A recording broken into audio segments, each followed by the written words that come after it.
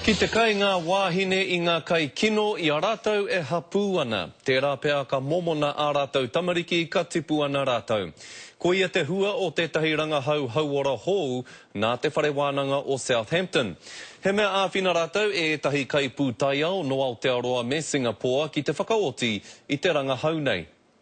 Ko te whāinga matua mo Marama Gardner I nei rā, he kai hua rākau, hua whenua hoki. I nā koa e rua marama noa e toi ana ki te whānautanga mai o tana pēpē. Ko koe kei te manaki I tō pēpē, ko tai mahi he manaki aia, me kai I ngā kai pai mo te tinana, ko koe tōna oranga ne. He oi, ko marama te tuatahi ki te whakaai, I etahi wā he hiahia anō tō te tinana, arā ki ngā kai rekareka.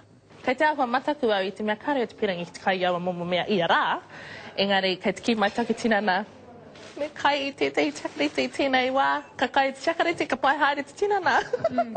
Ko ngā kai a te wahine hapu, te aronga matua I roto I ngā kitenga a tētahi rangahau whakahirahira, ko te whakapai he mea whakarite te ira tangata a te pēpē I ngā momo kai a te māma, a mā aua ira tangata e whakahua me nā ka momona te tamaiti I ngā pakeke ai ia, me nā rānei ka nui ake tōna mō rea ki ngā mate huka mate manawa hoki.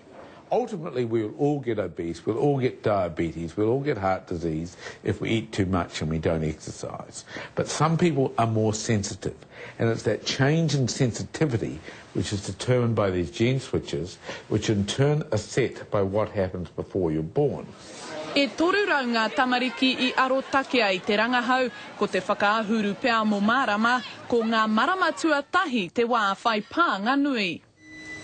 Kua roa te Māori I roto I ngā tatauranga ke kino mo te momonatanga, no reira te pātai, mena rānei ko ngā kai kino te take I pērā ai.